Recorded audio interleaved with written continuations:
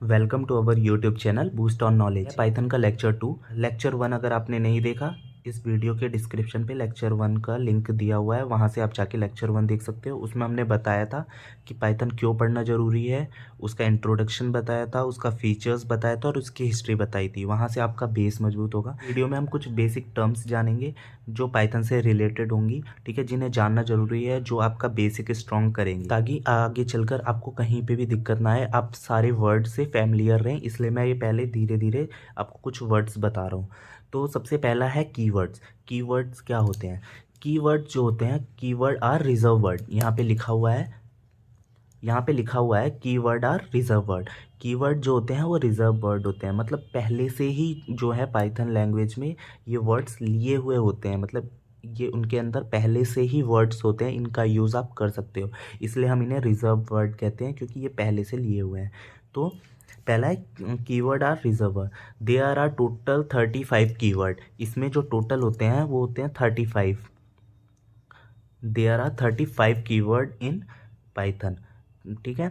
अब देखो, 3 keyword out of 35, जो 3 कीवर्ड होते हैं 35 में से, वो होते हैं ट्रू, नन और फॉल्स, ठीक है। आर कैपिटलाइज, मतलब जितने भी 35 कीवर्ड्स हैं उसमें से जो 3 कीवर्ड्स हैं वो जो होते हैं कैपिटल लेटर से शुरू होते हैं। कौन कौन से? ट्रू, नन और फॉल्स। इनके अलावा जितने भी कीवर्ड होते हैं वो सब स्मॉल लेटर से शुरू होते हैं।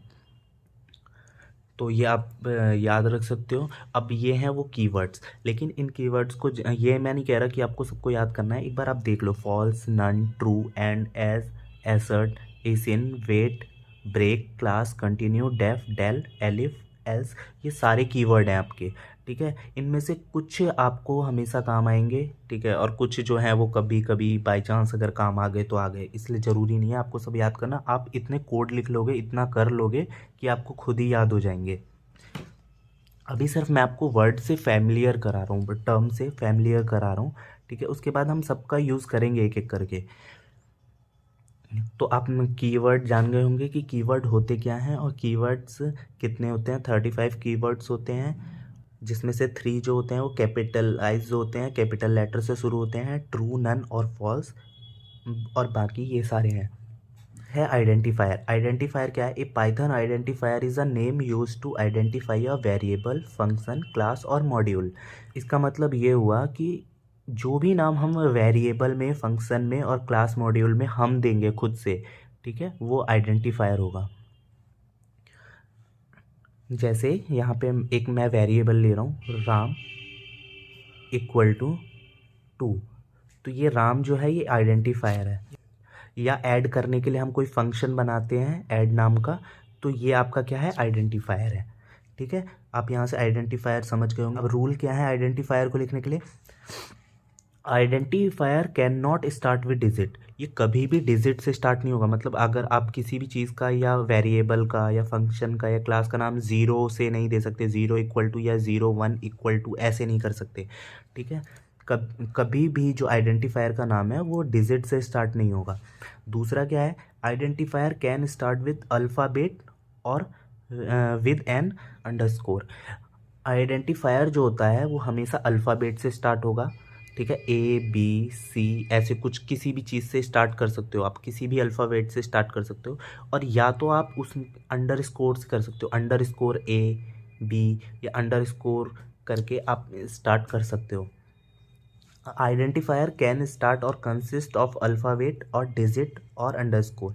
आइडेंटिफायर जो स्टार्ट हो या कंसिस्ट होता है वो अल्फ़ाबेट से होता है, डिजिट से होता है या अंडरस्कोर से होता है। आप यहाँ पे ये दे सकते हो, राम 1, ऐसे करके आप बाद में जो है डिजिट यूज़ कर सकते हो। लेकिन आप कभी भी पहले देके इसका नाम नहीं मतलब किसी भी फंक्शन का, वेरिएबल का और मॉड्यूल का नाम नहीं दे सकते हो आप। जैसे राम फर्स्ट कर लिख दिया आपने, ठीक है, तो आप यहाँ पे कर तो रहे हो अल्फ़ाबेट यूज़, लेकिन बाद में अल्फ़ाबेट का यूज़ भी आप पहले डिजिट का यूज़ नहीं कर सकते हो, ठीक है।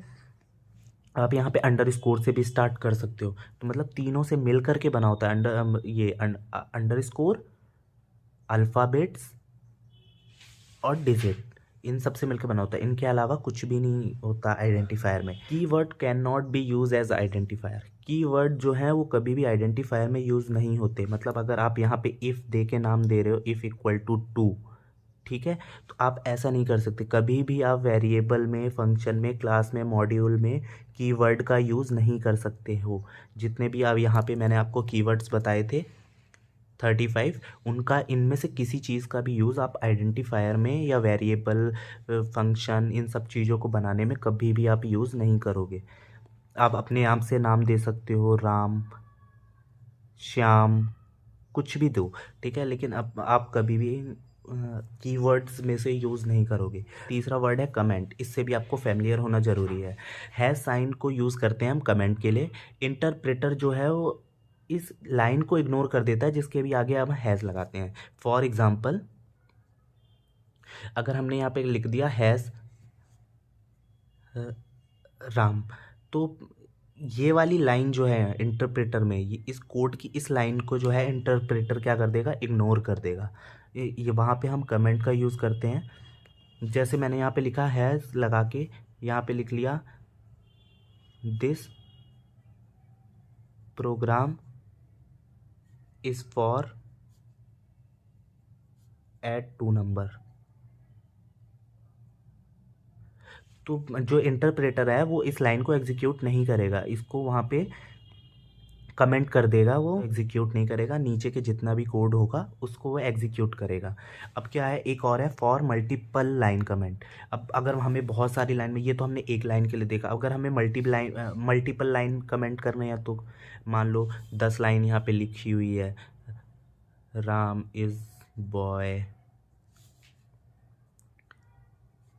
He is good boy,